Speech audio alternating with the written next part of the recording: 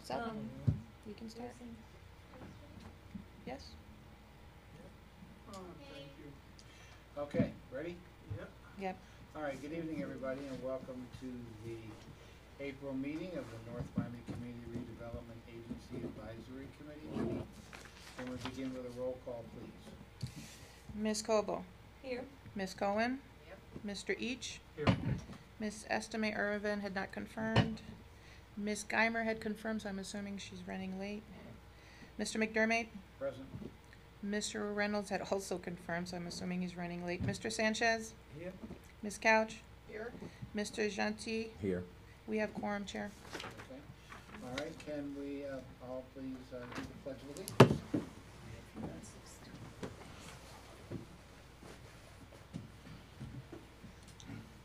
I pledge allegiance to the flag of the United States of America and to the republic for which it stands, one nation, under God, indivisible, with liberty and justice for all.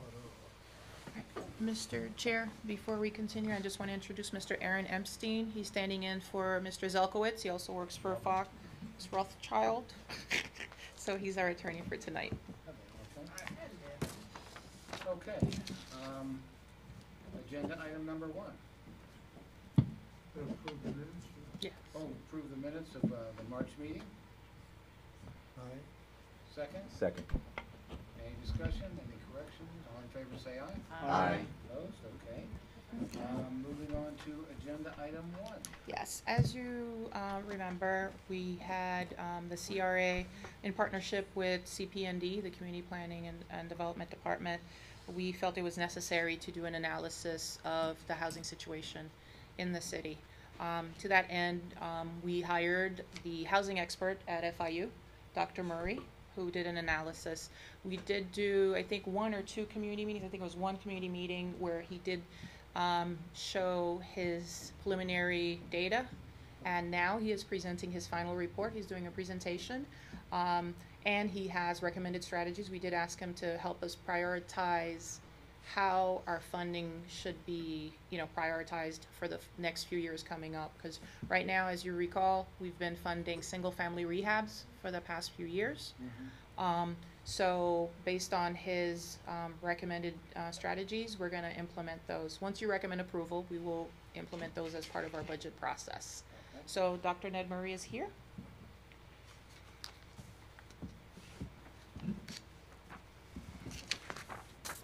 Should I work from here? No, you can stand right over here. there. Yeah. And, And it, I see. the Okay. clicker. Oops, sorry. She says you just got to click that arrow down. And will And that then she's be gonna on the change big it. screen as well? Yeah, she's going to change it. Just have to point it there. There you go. Oh, great. A lot of angles.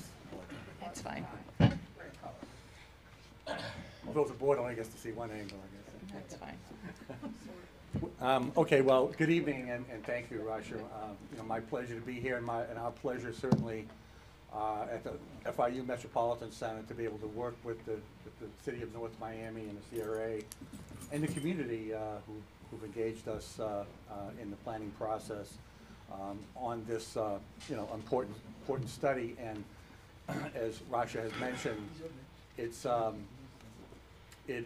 more than just an analysis. Obviously, the analysis, the data provides the underpinnings for the recommendations that Rasha referred to, and it's those strategy recommendations. Okay, and it's those strategy recommendations that bring together both the housing aspects of the plan with the economic development aspects, which really makes this plan, rather unique, because often, as you all know, we do housing studies, we do transportation studies, we do economic development studies, but rarely do you get to do a housing study and an economic development study and do it together so that the community can really understand the relationship between housing and the economy and jobs. And that also gets into a number of other issues that we'll get into as well. So the data that we've presented in the past, we've updated a lot of that data, which was, as I said, provides the underpinnings for the economic and housing policies and programming for the city and the CRA. and also the level of analysis, which is very important because obviously North Miami, like a lot of cities in Miami-Dade and even in Broward for that matter, have fairly large geography, so there's a lot of differences from one section of the city to another. So we drill down right to the census tract level. So we do comparisons at the city level, at the CRA level, and then within census tracts within the CRA itself, so sub-markets within the CRA itself. And then, of course, at the city level, we're comparing you from a benchmark standpoint with Miami-Dade County as a whole. With the way we approach a housing, and for that matter, an economic study, my background actually is economic development. I know we've done a lot of housing market studies in Miami-Dade and South Florida the last 15 years. But my background really is economic development. I used to be a city planner with a development background, but obviously the housing market being such an integral part of the local economy here in South Florida over the past 15 years. We saw what happened in 2005, 2007, and we know what happened to the housing market, and we know what happened subsequent to the crash of the bubble and the economic recession. So I think we all kind of were schooled 10, 12 years ago on how a housing market does impact a local economy or even a regional economy in the case of South Florida. So the first thing we look at are the demand factors. When we think of housing, like a lot of economies, we think of housing supply and demand, right? And it's demand factors that don't get enough attention sometimes, because it's demand that really drives the market. And of course, a lot of demand in South Florida in general, and particularly in Miami, city of Miami, is external. It's demand coming from other parts of the world. It's certainly not local residents for the most part. Here in North Miami, that's a little bit different, but it's still important to understand what is driving the market. What are your residents looking for? What are prospective residents for? What are businesses looking for? Those are demand factors from an economic standpoint we want to be able to really comprehend, because ultimately when we get into the supply aspects of the analysis, it makes a lot more sense if we can fully understand what the key demand factors are. So on the demand side, obviously, you're going to look at population growth in particular. The city of North Miami is growing. It's not growing as fast as Miami-Dade County, but it has grown 5.7% since 2010. Where you've lost a population group is with families. You've got a lot less families here in North Miami than you had 10 years ago, I should say 7 years ago. But that's not uncommon either. Most of South Florida and Miami-Dade have lost more families, and we're creating more households that are non-family related. So that's not uncommon, but it's something to be mindful of, particularly if you're a city that wants to be able to provide for families and the families that have been long-term residents. That's always a really important thing to think about. Can your children and grandchildren live here? Or will they be able to live here? Do you want them to live here? I mean, these are all questions that you need to ask. This one here, the second one is the second bullet, the median household income being that much less than a county. Once again, it's something to be mindful of, but you're right around where the city of Miami is. The city of Miami is about 36 million. I'm sorry, 36,000 median household income. So, for cities, because there are a lot of the older cities, including North Miami, have a lot of residents, have a lot of elderly residents, your median income is obviously going to be less than the county as a whole, because now you're up against Doral and Coral Gables and Miami Beach and places like that. But something to be mindful of, particularly when we start thinking about who is it that we want to be able to provide housing for, and at what price ranges, whether it be rental or ownership.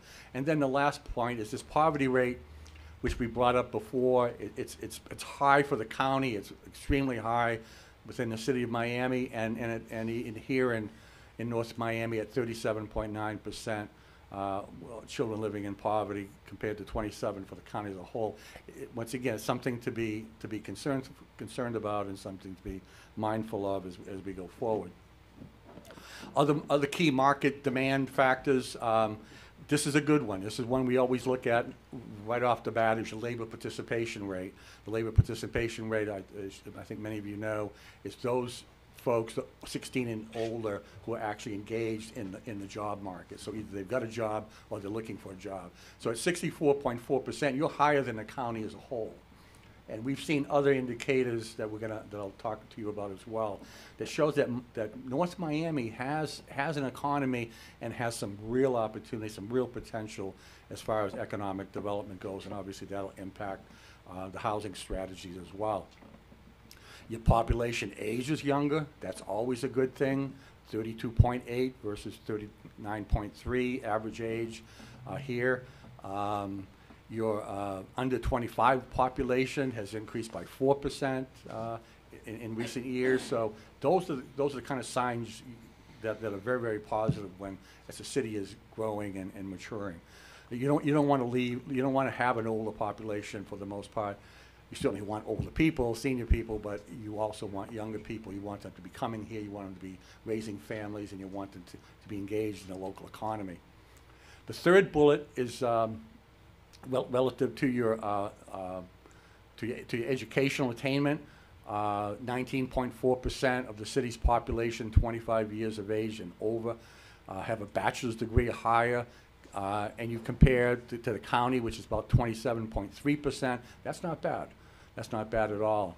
Although you do have 24.8% that do not have a high school diploma compared to the county. So you know, the good news and the bad news there, but encouraging news, particularly in terms of how educated your population is, and pretty much comparative to the county as a whole. Now, we turn on to the supply factors, the key housing market supply factors.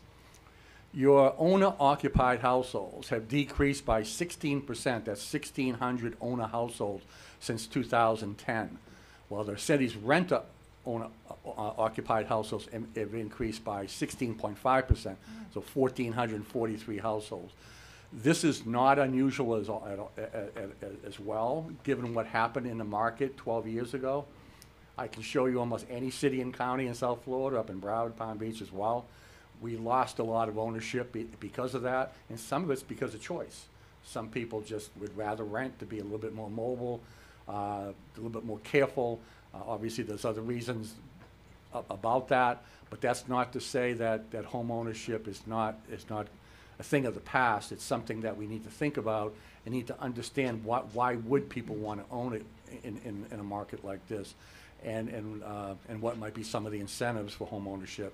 And as Rasha mentioned, you have a home ownership program right now, and given the condition of some of your neighborhoods north and south of the downtown, you have some very, very stable, nice neighborhoods that really do require the type of home ownership programs that you do have. You want to encourage it. You want to preserve that as much as possible. The second bullet, the city as a whole is largely comprised of multifamily structures, so that's 43.4%, but you also have the strong one-unit detached structures, which are your typical single family, at 38.2%. So you're basically half and half for that type of housing structure. We brought this up before, and we got some feedback on the age of the housing stock.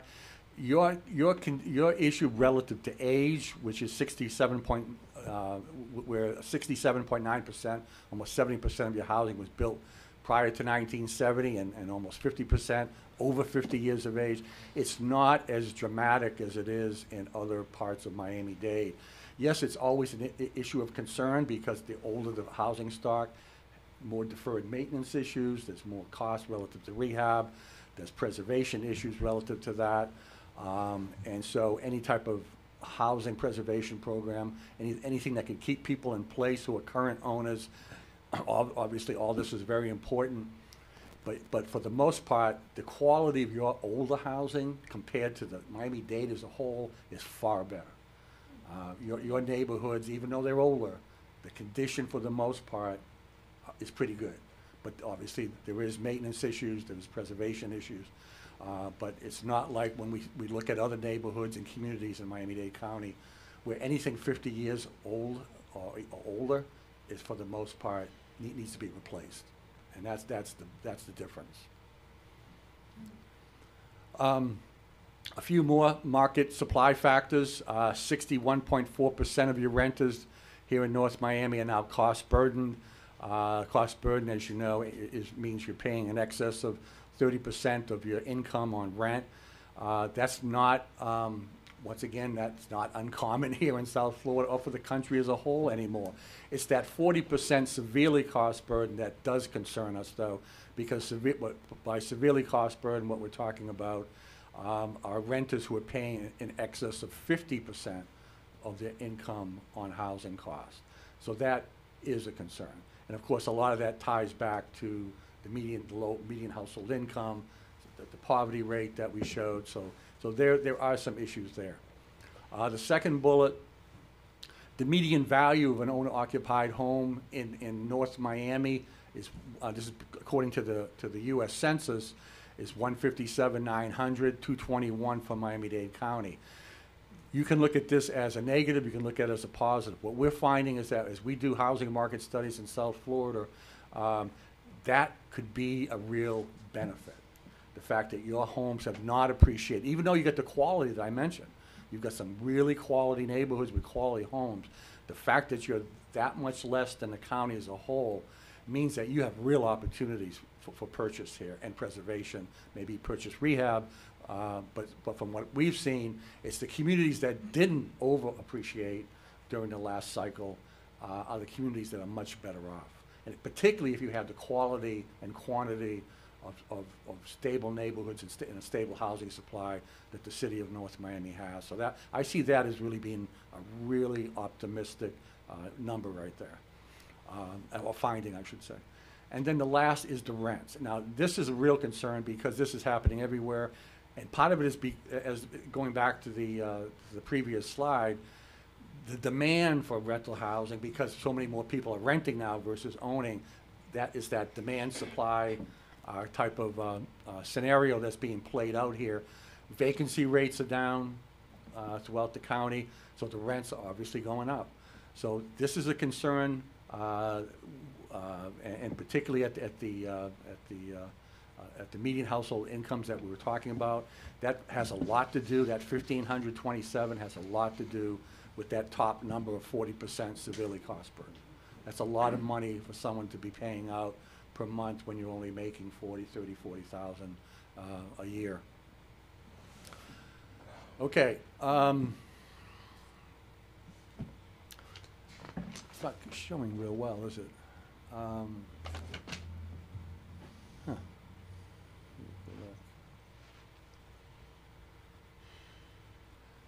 That map's not showing the way it should. I don't really. This is the PDF, Rasha? Yep. Yeah. You know what?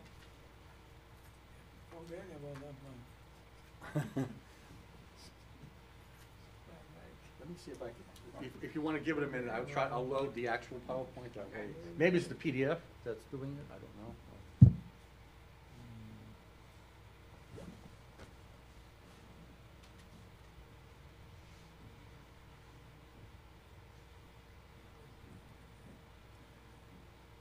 Here comes the Oh, okay.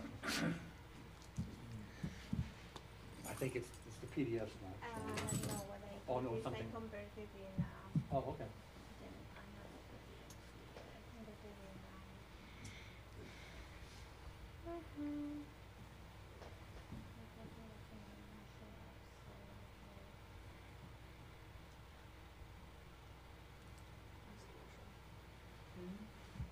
Yep. you can just, but this time you're not gonna be able to do it. With the clicker? Oh, okay. I think I've battled with this podium before. Yeah. Then you just talk and do this. Okay. Down. Okay? Hold on, let me Thank you. change the. Yeah, she's gonna swap it back. Thank you, Dunya. Technology, huh?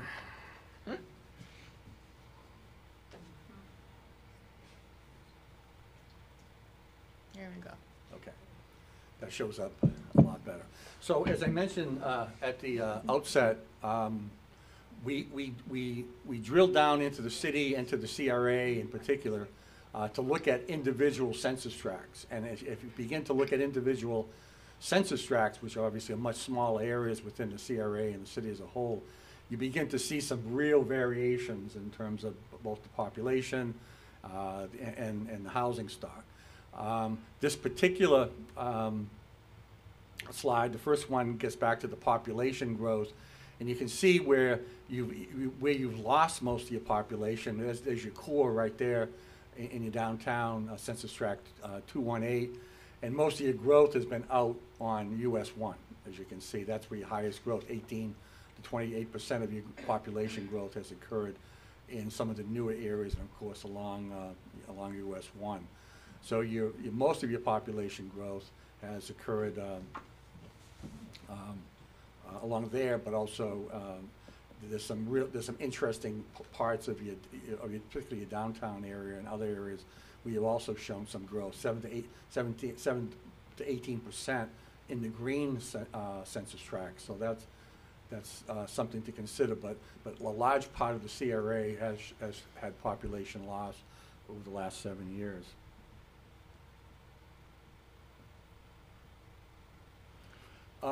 We look at household income, and as I said before, we want to compare the city with the county, but we also want to compare the CRA with the city as a whole. As you all know, as the numbers show in that top row, most of your population and most of your families live within the CRA. Roughly 80% of your population lives within your CRA boundaries, and you can see here what some of those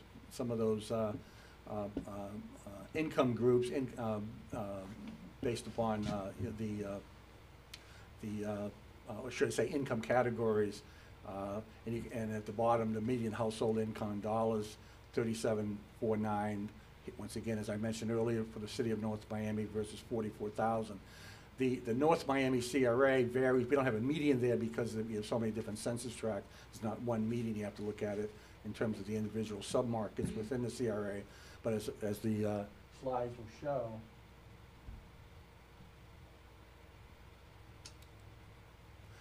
there's your variations right there within the city and within the CRA. You've got your higher incomes in the dark, in the purplish color. I guess that's purple over to the east, which is to be expected, and then you've got some higher incomes in the 308 census tract, and your lowest incomes are found for the most part. That's the lightest color through the CRA census tracts, 209, 219, 306, 1203 to the south. So it's pretty much what you'd expect. Same goes for family income. The first was household. This is family. Once again, it's your CRA for the most part, where you see those lower household median family incomes. The ranges that you can see in the box, that's 23,000 to 36,000. So that pretty much is true for all the census tracts within the CRA.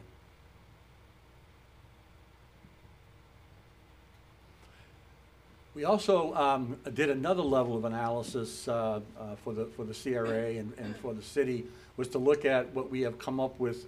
It's a model that we've come up with for several years now, where we actually look at distress indicators, income being one of them, obviously housing issues and being another, education, things like that, poverty.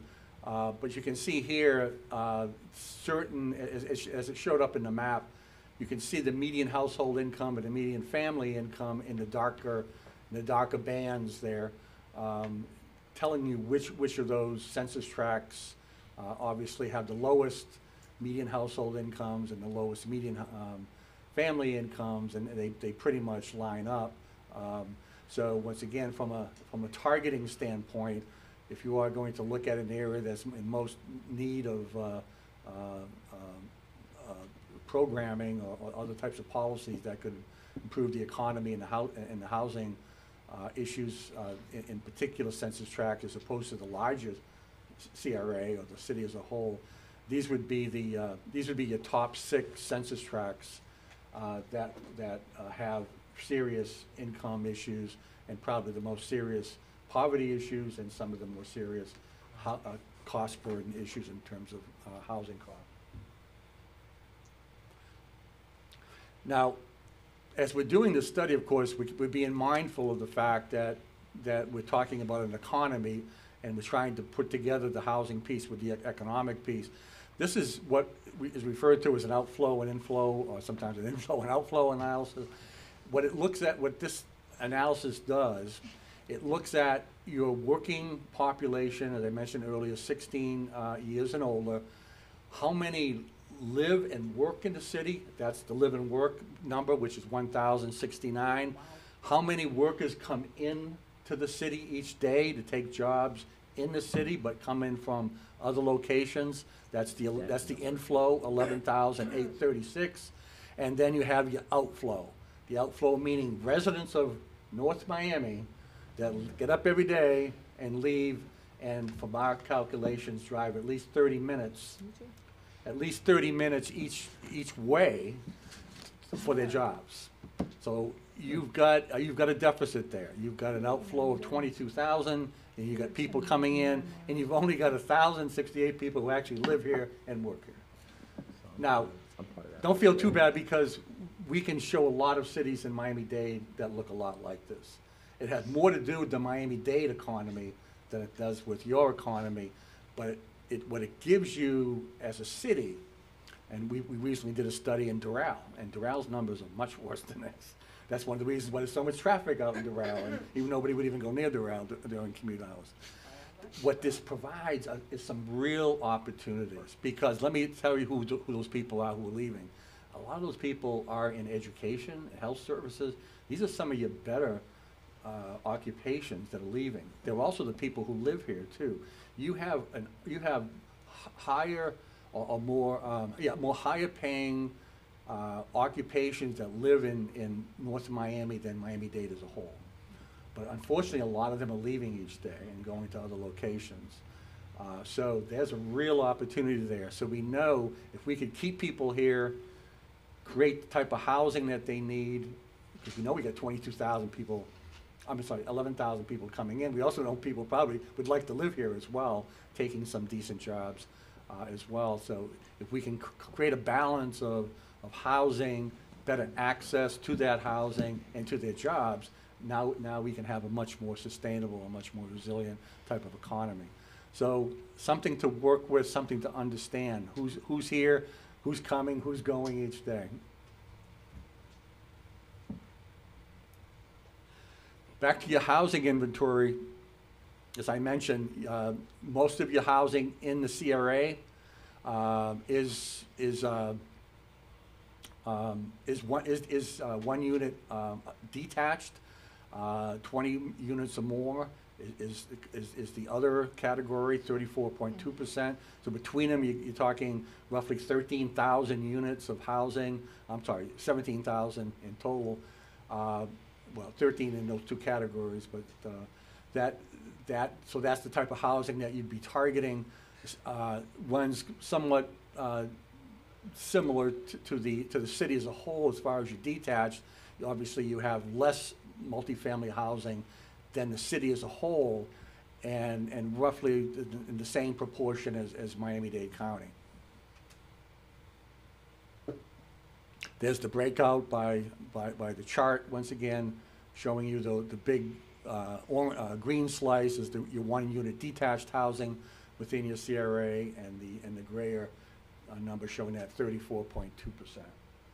So housing mix, and the reason why we want to show this is really important, particularly if we're trying to attract people who want to work here and live here, or people who are currently living here and maybe looking elsewhere, getting closer to their jobs. Because remember, we got 22,000 people leaving each day.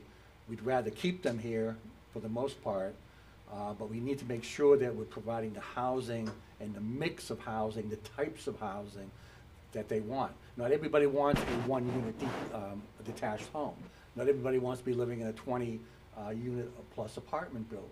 So we got to be thinking about that proper mix of housing types just as much as affordability.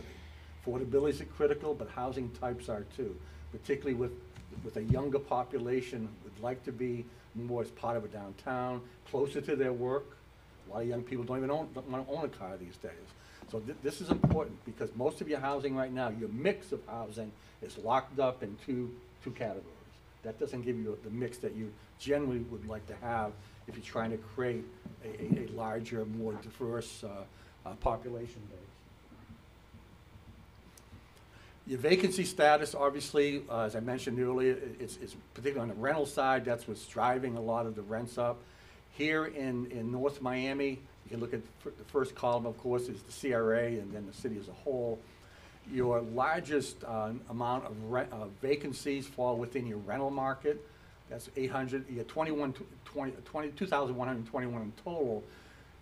810 or 38% of that are for rent vacancies. And then you've got below that, for seasonal, these are your second homes, 457 units, 21.5%. You can see that jumps up at the city of Miami as a whole as you get to the units closer to the coast. And of course, you can see that figure for the county as a whole, almost 50% of their vacancies are second homes, which is obviously not surprising to any of us sitting here where that's all coming from. Other vacant, that term, other vacant, which is 22.2% in your CRA and 28.6% in the city as a whole, higher than the county as a whole. Normally when we see other vacant, those are oftentimes distressed properties. So we probably are seeing some foreclosure activity again. I know that's occurring in a number of other cities, particularly in northern Miami-Dade County. So the fact that you've got 483 units, that are of this other vacant category suggests that you do have distressed properties. The rental vacancies, the 810 rental vacancies, that's a bit of a head scratch. We haven't figured that one out. Maybe you know, Rasha, but that you shouldn't have that kind of a vacancy rate. How do we come up with among that number? rentals. How do we calculate 483 vacancies, other vacancies? This is the U.S. Census. Census calculates did it, that. yeah. And they're able to determine whether a unit is a rental unit, an owner unit. They can determine if it's distressed as I well. mean, they knock on the door and if nobody Yeah, answers, they yeah. say it's vacant? Well, No. Yeah, no. Well, one of the things I see was wrong on this is from the census is you have mobile homes there. Yeah. We don't have any mobile homes in the city. There are no mobile homes in the city. Where Where is it? where? In the previous one. Yeah, you had a previous one, and I noticed Yeah. I'm going through. Oh, okay. Well, yeah. Well, that shows up in the census. That's just a category. There's none there. I If mean, that- you none had there. it down like 400 and something, and No. No. there isn't No, any is that mobile it? homes. Is it this one? No, that census Oh, is yeah. 2016, correct? Mobile homes, we don't have any in the city. Because the market has changed substantially in the last 2 years. What, Mike? There are no mobile homes. I Oh, mean- yeah, right. I mean, I the understand. trailer parks are gone. There are none in the Yeah. city. Okay. Yeah. You're showing. People live on their boats or on RVs, I don't know. No, That would be the zero. yeah. I don't even think they're there. I think It's yeah. the 0%. Yeah. Because what you're Since seeing, you didn't that want 5.1% Charge is back 2 unit here, I homes. was looking through it, Yeah. had a percentage, I was Yeah. wondering where he came out with that. And here's the issue I brought up earlier about the age of the residential structures. As you can see there, most of them were built, most of your housing stock was built between 1950 and 1959. And as I said earlier as well, that is not as much of an issue here in the city because some of your best housing was being built around that time. Whereas a lot of the housing that was built in other parts of Miami-Dade County around that time was never meant to be permanent housing. And yet a lot of people live in there these days, whether it be Liberty City or Little Haiti or some of these other poor communities. And here is the breakout by CRA and city as a whole. You have your neighborhoods where up north, 305, where 39 to 49% was, it was built prior to 1970, and then you can see in some of the older census tracts, 218, 207, 308, where you have much higher percentages of homes that were built prior to 1970.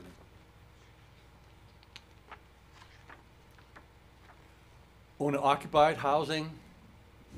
Once again, the lowest owner occupancy rates are in your CRA. That's the lighter color.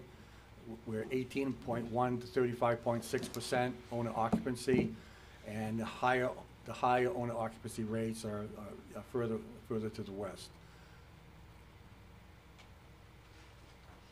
So from a housing strategy standpoint, of course, we'll get into this in a couple of minutes, but when you start to see that, and you know you have an aged housing stock, but a stable housing stock, it's a real opportunity, to make sure that you maintain this housing, because it is valuable. You get a lot of people living close to your downtown, within your CRA, and we want to be able to encourage home ownership as much as possible. Here are your values, owner-occupied home values, and here we compare North Miami, that's in the blue, North Miami CRA, I'm sorry. The city is in orange, and the county is in the purple color. Tan. I'm sorry? Looks tan. Tan. Tan, okay. Yeah. It looks purple on the screen. Looks tan. and you can see once again that most of the CRA properties are in those first three bands you see there. I don't have any $1 million homes though, huh? No. Okay. No. And you can see with the county, they start, you gotta, Not even in you may have a couple there. Is that in the CRA? Yeah, that's San that's the Sushi thing. Quiche was not. But for the most No, part, That's my point. Shucks. most of the CRAs and the cities are under $200,000, and that goes back to that median value that I pointed out to you earlier, which I think was 157,000. So that's your sweet point, right about there. And here's the breakout now by census tracts, and of course the CRA. You're going to see some of the lesser price housing within your CRA, and some of your more expensive housing, which came up as far as the data, 372 to 461, was obviously much further east, and with pockets in other areas that certainly a little bit higher. But for the most part, most of the housing ran somewhere between 68,000 and 157. Now these are your cost burden owners. We look at cost burden not only in terms of the renters, as I mentioned earlier, but we also want to look at cost burden owners, because if you're a cost burden owner, it's a good chance you're probably elderly, you're probably retired, and you're paying in excess of 30%, and obviously you're on fixed income. So when we look at some of those census tracts within the CRA, and you have cost burden owners, that is a concern, because we want to be able to keep owners in place, and we want to pay attention to the homes that they're in, to make sure that those homes are preserved as well, because as I mentioned earlier, as you know, a lot of that housing is in pretty good shape. The median gross rent, you can see here the lower rents are within the CRA, $890 to just under $1,000 for the most part, and then your higher price rents are to the east and to the west, where you have more, where you have a newer rental housing stock. And the cost burden renters goes along pretty much with the cost burden owners. The highest levels of cost burden within the CRA, those darker colors, darker greens, these are your cost burden renters, the ones I had mentioned earlier, that are paying, many of them now are paying over 50% of their incomes on housing costs. So certainly, you know, creating this more affordable rental market, particularly for your working residents and those who you'd want to bring here, is going to be a really important strategy going forward. There's the table for that, cost burden owners. Once again, we do this by census tract, both for owners and renters, and we then break it up by the severely cost burden renters, and you can see the 1, 2, 3s there as far as the severely cost burden renters, 219, 209, 306, you know, all well over 40%, all of those within the CRA. We then did a affordability analysis for homeowners and for renters based upon the current median owner occupied value, which I discussed earlier, was 157.9, and the median family income with the MFI, which is 40,809. We also did it for the county, so you could see it in comparison, both for the city and for the county. You can see, based upon the income, those various income categories, very low income, which is, extremely low income, which is 0 to 30%, very low, 31 to 50, low income, 51 to 80, moderate income, 81 to 100, and median income, 101 to 120% of median family income. You can see within those within those income categories, the home purchase price is fairly minimal, and therefore, given that 157,900 median value, you see really substantial gaps in terms of affordability at all, but probably the middle income, the 1 to 100 to 120%, which is, you know, somewhat reasonable, 10,009. That, you know, a lot of programs could address that, but anything more than that gets a little bit too substantial. But you're no worse off than the county. In fact, in some ways, you're better off than the county, because you can see the gaps on the right, in red, much higher in the county, because obviously you've got a much higher median owner value there of 221,000, and a bit of a higher median household income. So, once again, getting back to the point I raised earlier, this could be an opportunity. Yes, certainly based on these calculations, you see a lot of red, but it's better to know that you've got housing that's not overvalued, that's not been appreciating as much as the county as a whole, and you've got a housing stock for the most part that's fairly stable. So you've got real opportunities to preserve that housing stock and potentially create some additional housing stock that would be affordable.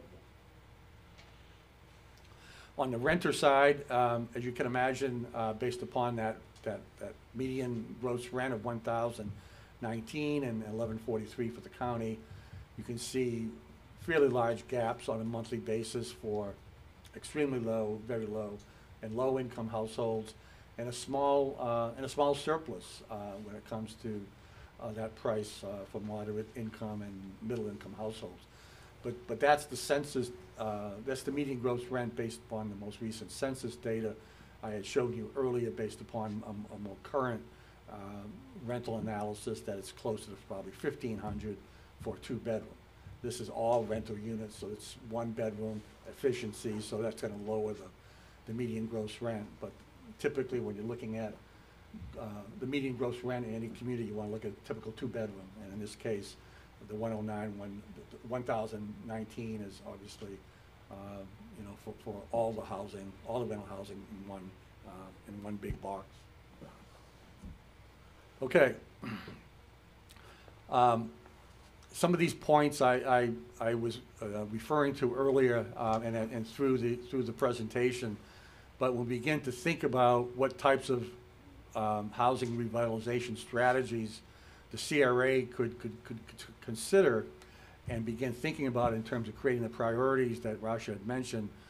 We need to be thinking once again of not just the housing relative to, you know, what's affordable, but how does this relate to the economy, the economy of the CRA? What is it you're trying to accomplish in terms of revitalizing the CRA, making the CRA, improving the quality of life, not only for current residents, but for future residents, and certainly families and grandchildren. Well, the most obvious way to do that is through the greater use of mixed-use development, which creates the jobs on one hand, the jobs that those 22,000 people leave the city for each day, begin to target those kinds of occupations, those kinds of businesses, and then use your mixed use, which you've already got on the books. But when I looked at your mixed use land development regulations, I believe you're limited even at the high end at 45 units per acre. Is that right, Rasha? It's 45 units per acre. You Yeah. can do up to 90 dwelling units per acre In certain areas. locations. But Yeah. I saw 45 We minimize our density in the city, and that's the problem, I think, with a lot of yeah. redevelopment. Yeah. So, and it's not something, and think about mixed use, and we work in a lot of cities about this. This very issue is it really needs to be targeted. I mean, to specific locations, and a lot of it comes back to a lot of the things we already talked about. Not just in terms of the affordability aspect of it, but the mix of the project that you're trying to do, whether you go vertical or horizontal. I think for the most part, you can do both here in North Miami, but you want to be able to target the industries, target the types of businesses, create the types of housing, not just the affordability levels, but the types of housing that would attract those workers, those 22,000 are leaving, or the 11,000 that are coming in. And then, of course, we want to even up those numbers, because eventually, if your economy can grow, you create even greater demand for business and greater demand for housing. So it's one thing to have mixed use on the books in your land development regulations and your future land use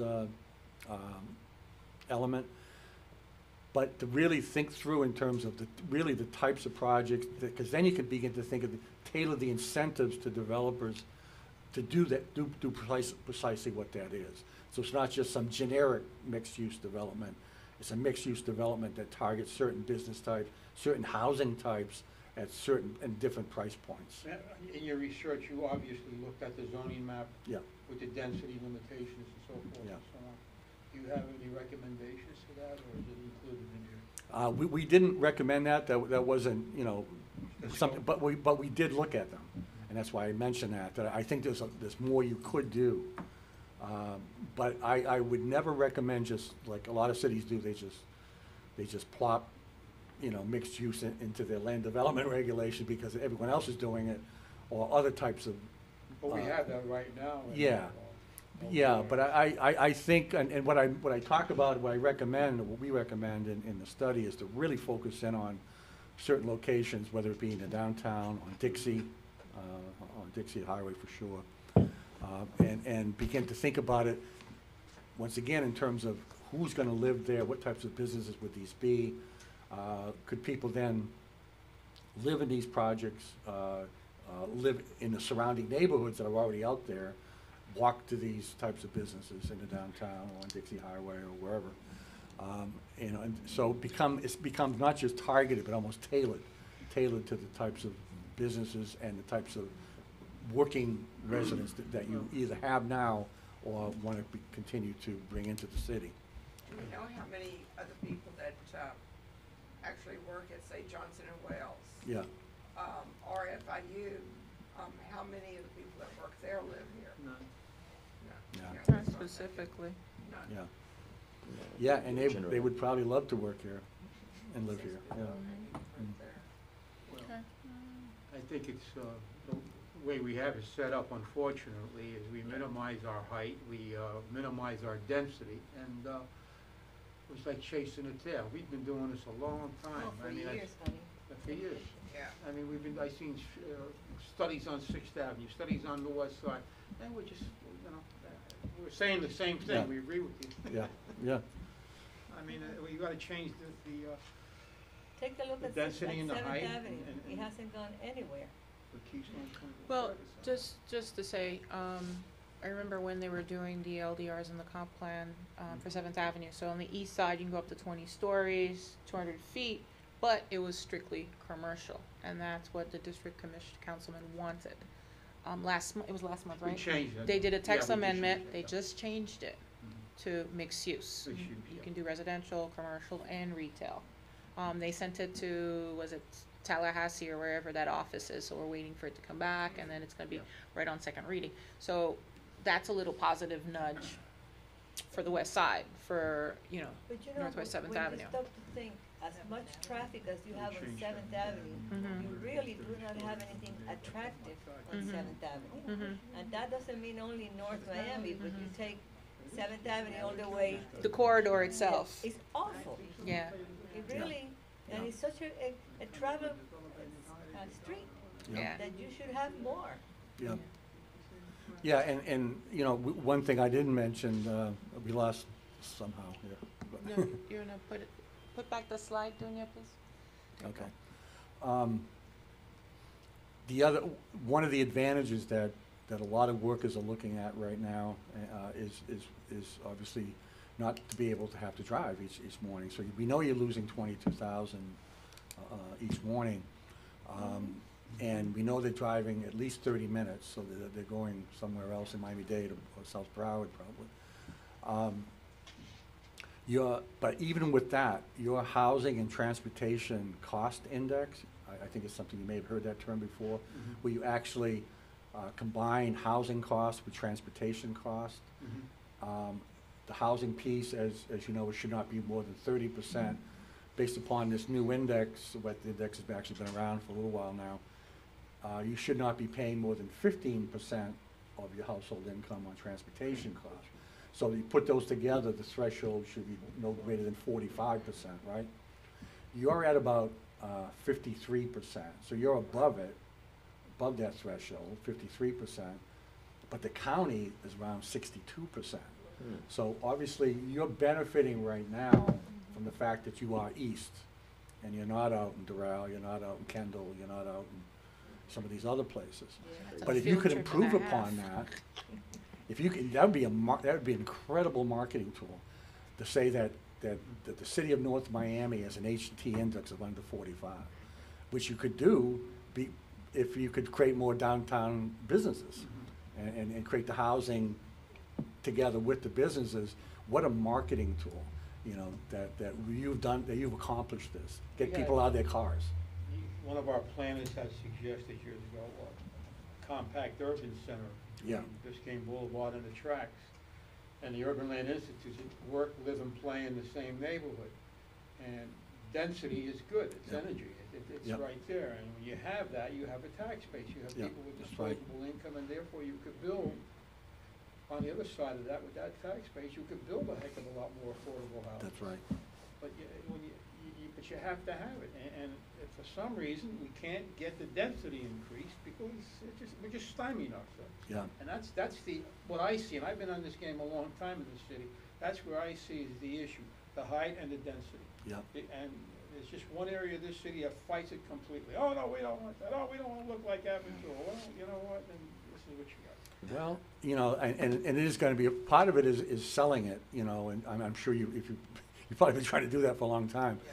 But target it, I mean, Dixie Highway should be that type of Dixie. corridor for that That's level, it. that type of density. Then there are pockets in your downtown that really need that. I guess what I'm saying here in part of our recommendations, because one of the next, one of the other recommendations we're gonna come out with is a neighborhood enhancement program.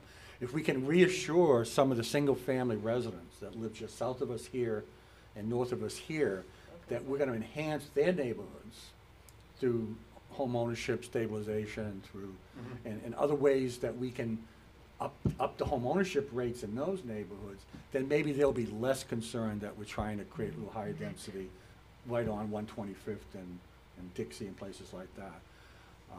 You know, and a lot of it's just, it's people have an idea of density as being something awful. They need to see it, they need to understand what it looks like and how it fits into the existing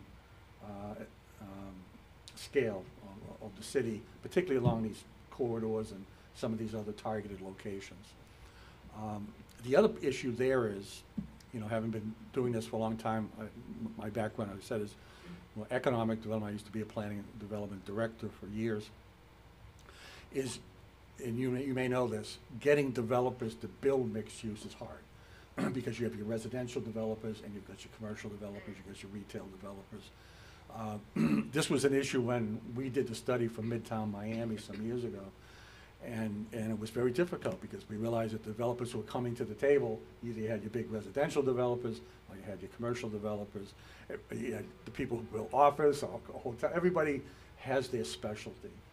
So that's something that the city's gonna have to work with to get developers in here that understand that, and maybe they need to know that it's something that will be supported by the city.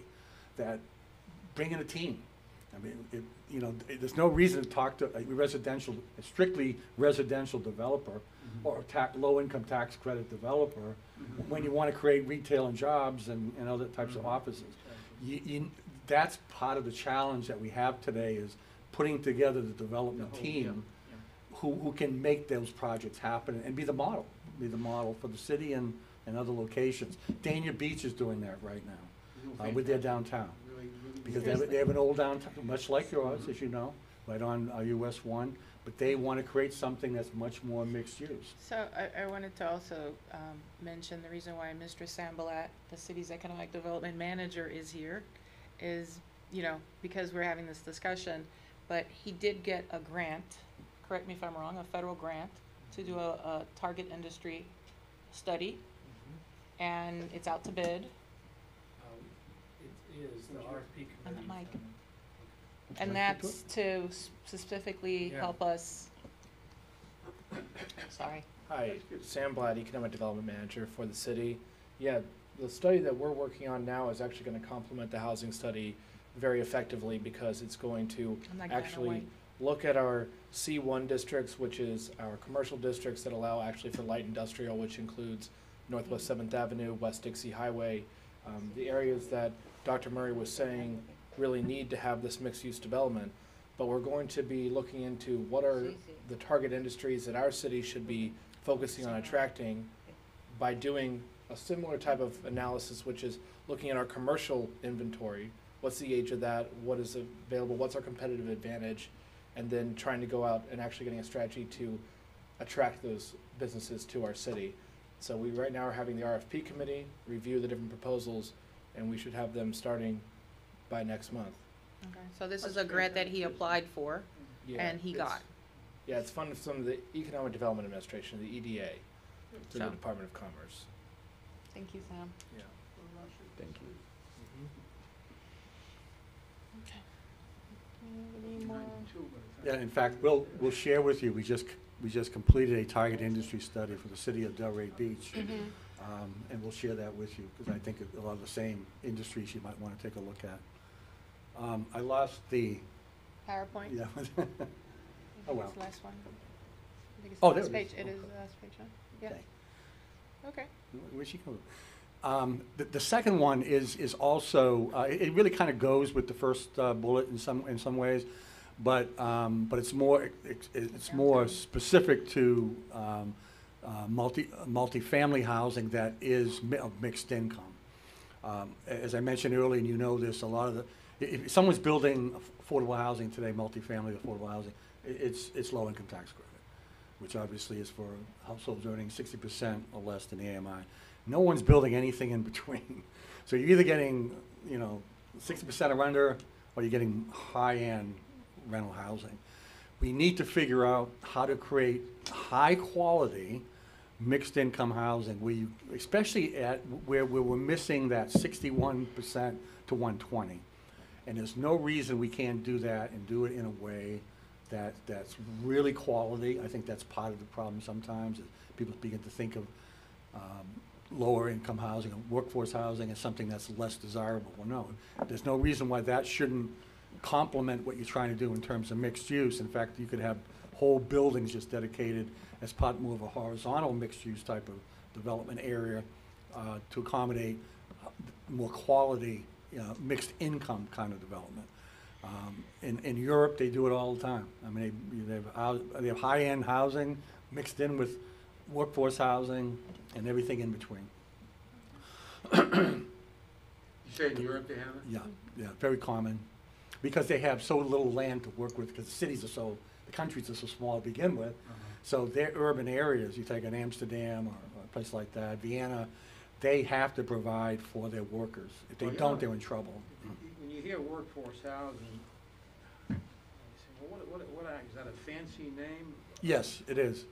And that's where we're going, it's a fancy name. And Yep. when people think of that, they start thinking, well, the projects in New York City. Yeah, Or Cabrini Green in Chicago. yeah, And you start thinking of that, and you say, Yeah.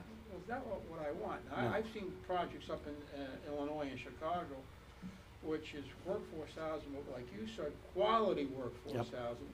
And I mean, Yep. it was really first class, Yep. sharp stuff. yep, And, you know, like when we talk on the planning commission, okay, you wanna build a workforce house, all right, there's no reason why you can't have a pool on a roof and proper amenities, Yep. which the surrounding neighborhood would appreciate. And this is all part of the evolution, which, for some reason here, Mike, and you know what, you and I, we like spinning our wheels. I mean, I wanna see Yeah. that happen. yeah, I agree with Raisha and Sam, you know, we gotta move it, but yeah. quality Yeah. workforce. Yeah, and I agree. We throw these terms around, and people have their own definition of them. But in reality, I grew up in factory housing. My dad worked in a factory, and the owners of the factory built quality housing for their workers. And guess what? You could walk to work from the housing, which was very common up north, where I grew up in, probably in the upper Midwest, because you had either factory housing or called mill housing, but it was fairly good housing, pretty solid housing. But we need to understand, I mentioned earlier, you have a labor participation rate of over 61%. We need to be creating housing for that 61% of your population. Those are your workers. So look, I've been using the term more working residents. The working residents of North Miami. How are they moving it from? That's who we're trying to address. It should be addressed.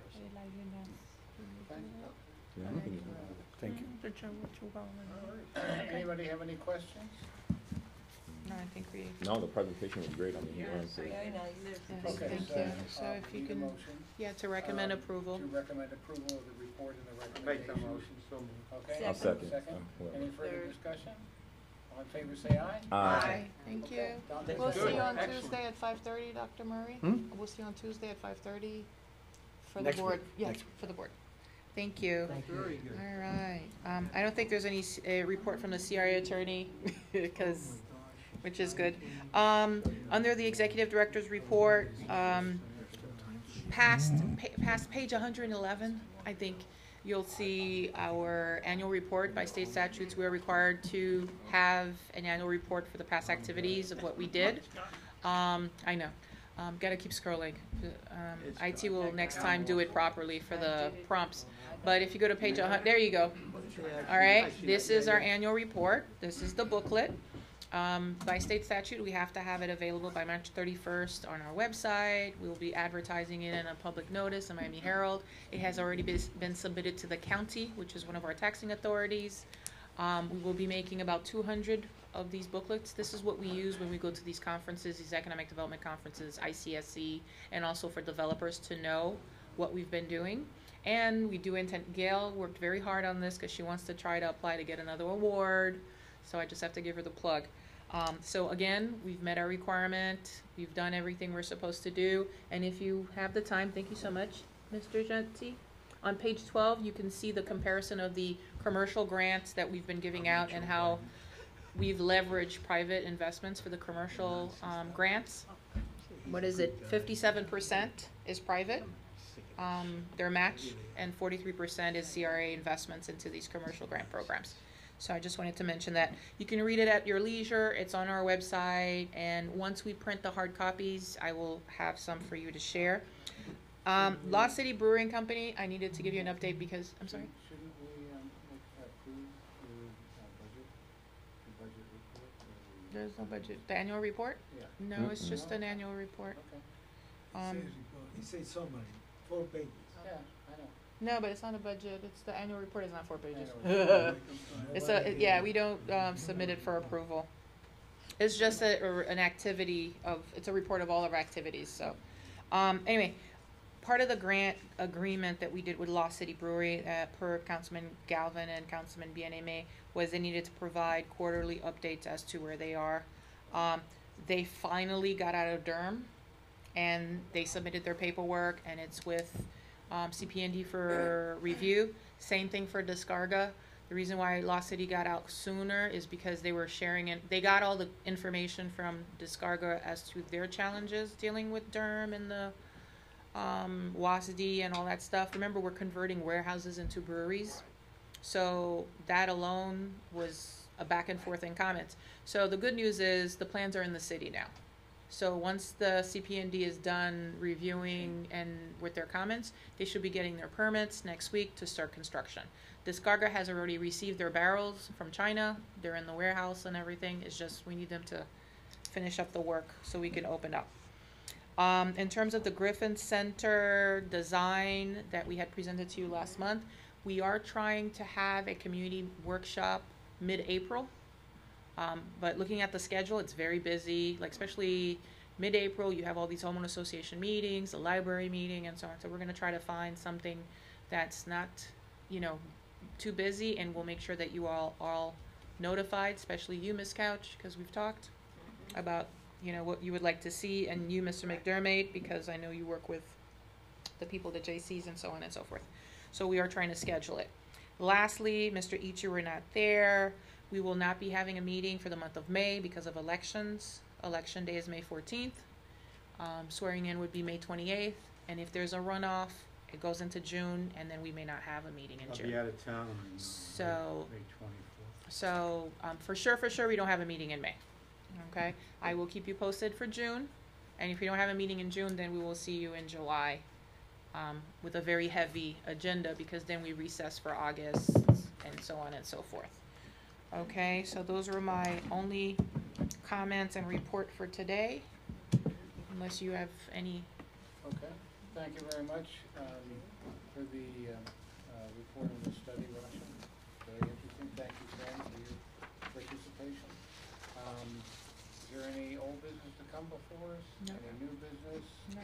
Motion to adjourn? So moved. Second. Favor? Thank you. I saw you're in the room. Corruption or no? Yeah.